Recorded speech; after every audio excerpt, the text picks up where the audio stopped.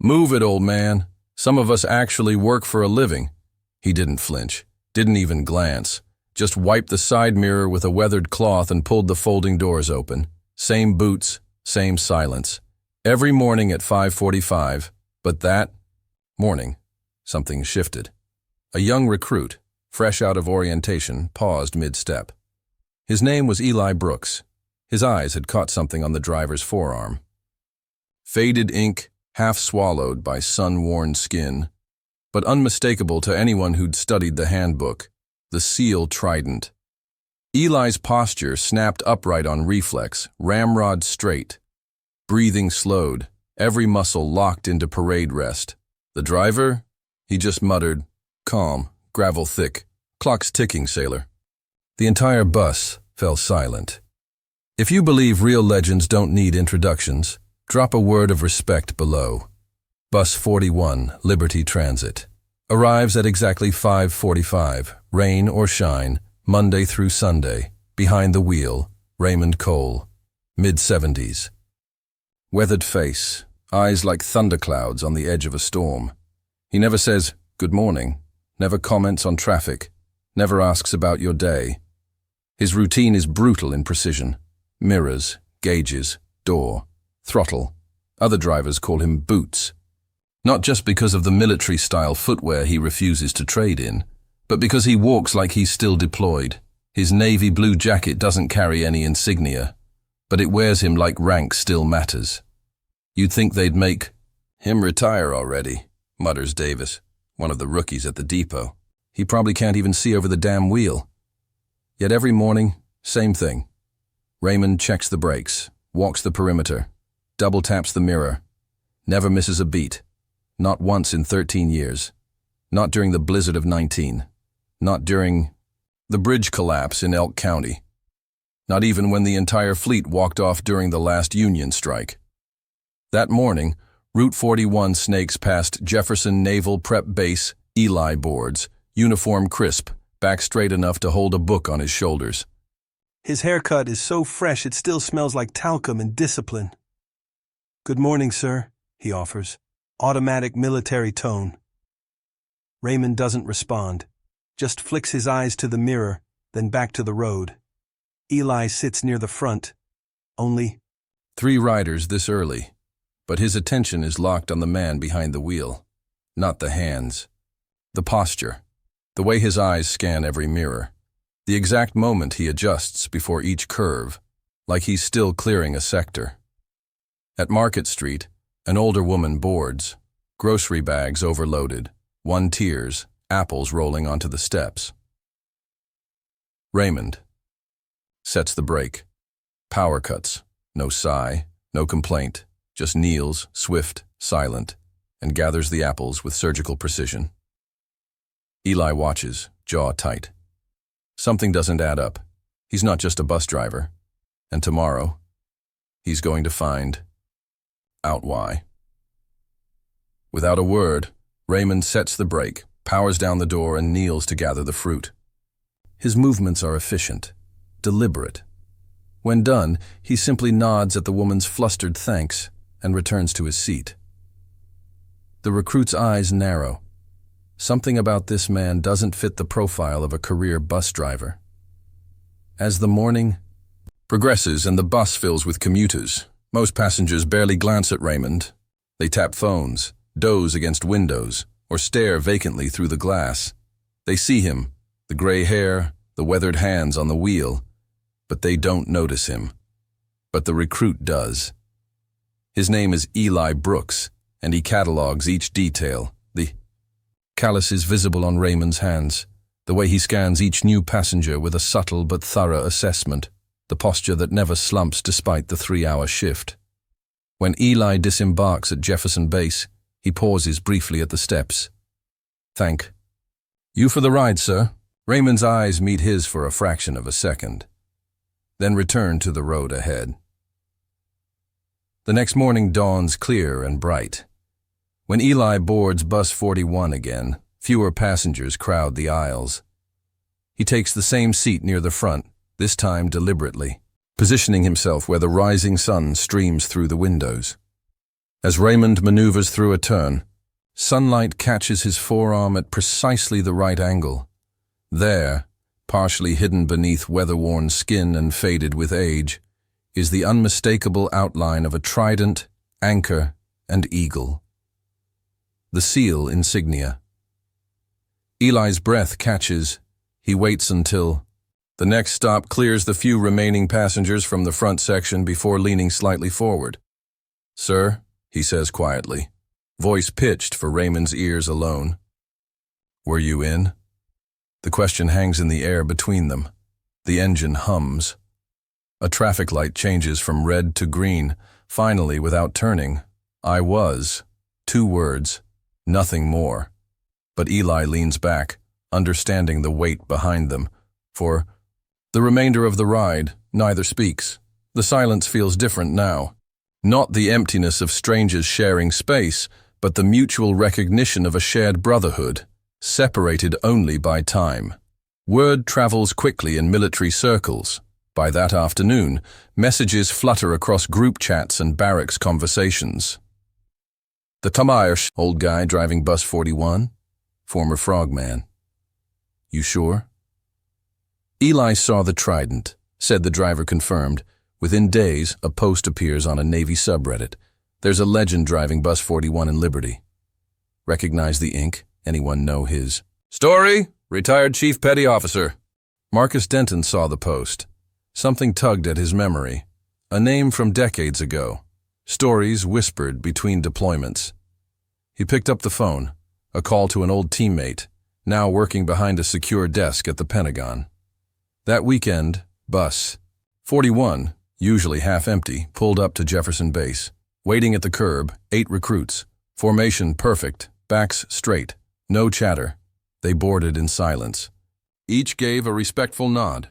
One, forgetting himself, began to raise a salute, but caught it mid-motion. Raymond Cole's face didn't change, but his eyes held each young face a beat longer than usual. Monday, 5:45 a.m., Lieutenant Colonel James Westfield, Naval Intelligence Officer and SEAL historian, boarded Bus 41 in full-dress blues. The handful of recruits already seated stood immediately. Westfield walked past them to the front. Stood beside Raymond, waited until the door hissed shut. "Sir," he said, voice steady in the hushed bus. "Permission to ride." Raymond exhaled slowly. His eyes finally met Westfield's. "You got a seat, Colonel." Westfield sat directly. Behind the driver, several minutes passed in silence. Then Westfield spoke again, voice low. "I reviewed the files. Commander Raymond Cole, Ghost Unit, 3 tours, Bronze Star with Valor, MIA, twice, both times, recovered, both times, mission. Completed despite injuries." Raymond's knuckles tightened. The steering wheel creaked softly. "That man retired a long time ago, Colonel." "With respect, sir. That's not how it works. You know that better than most." Later that day, Westfield confirmed what the whispers had only hinted.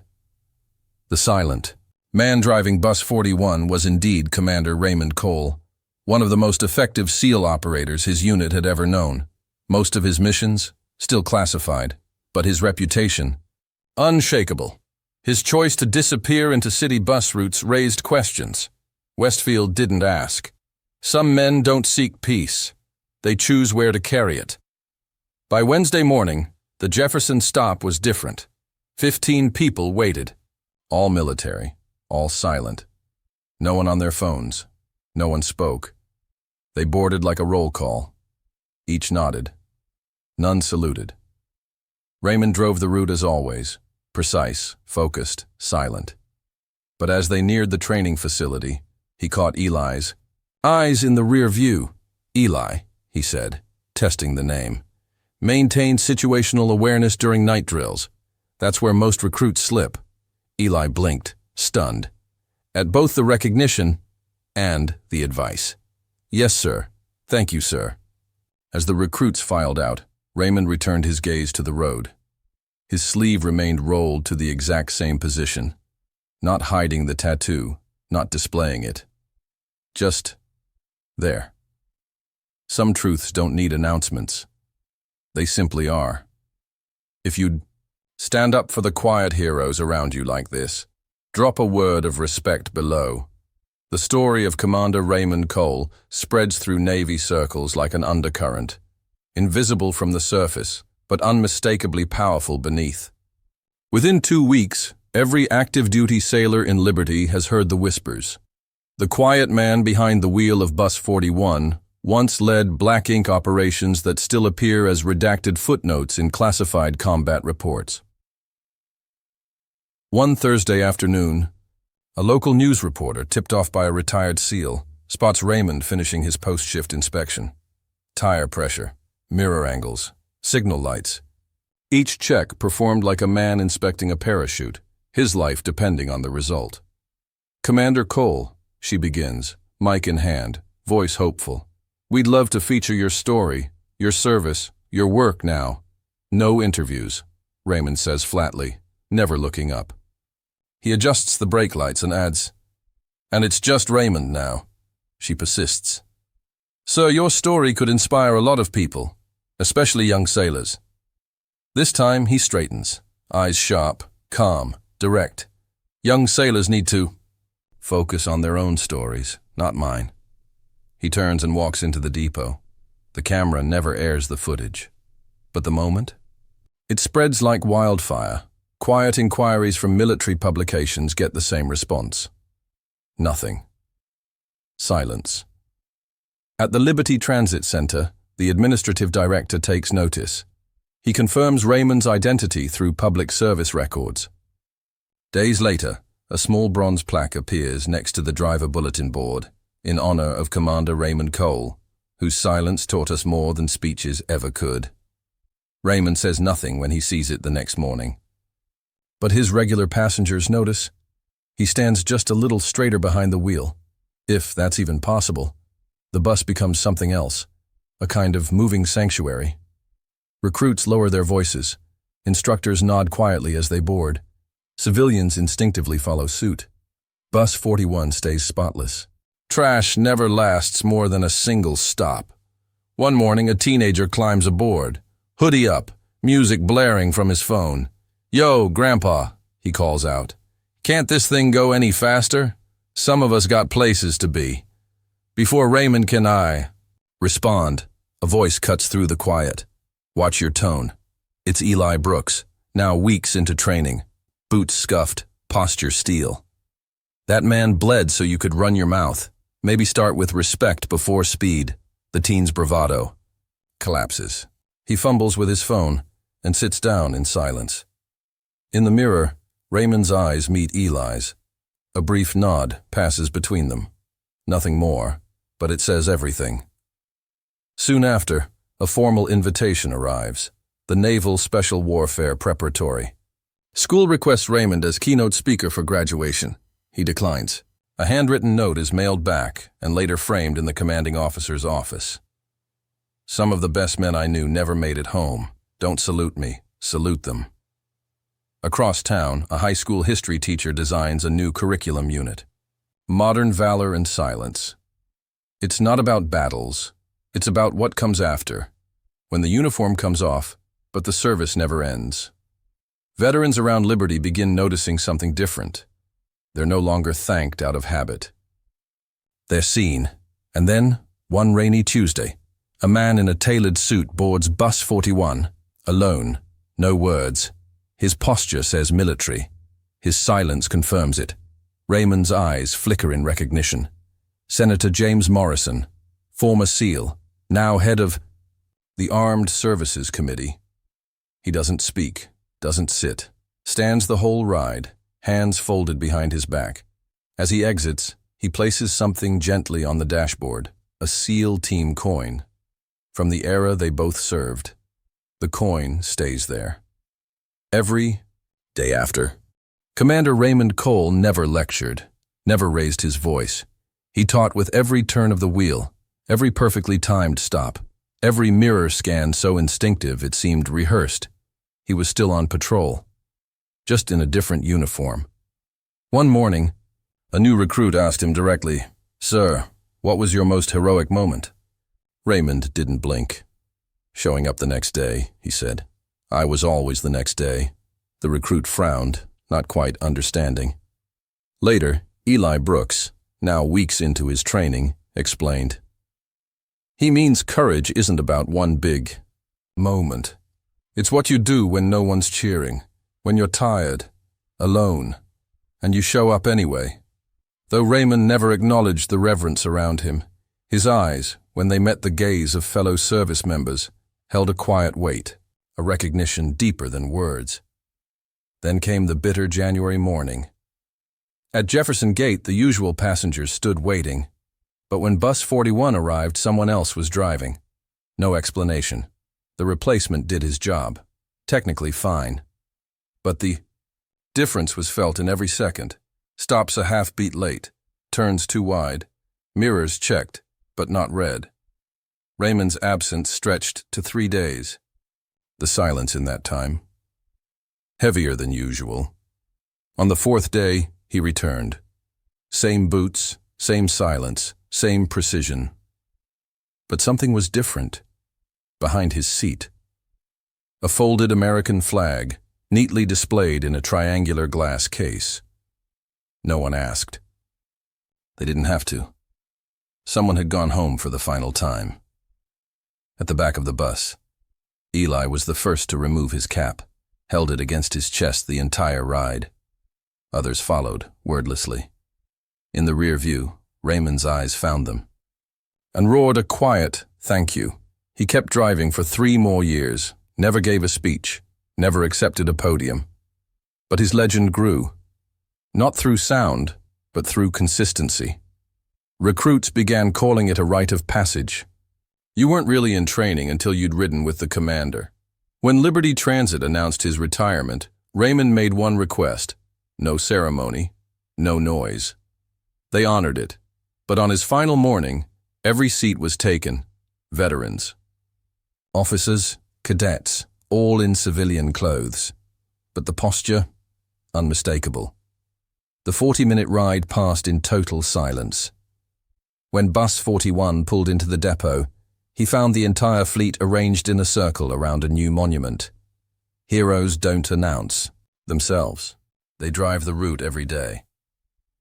Raymond read it once. Nodded, just barely.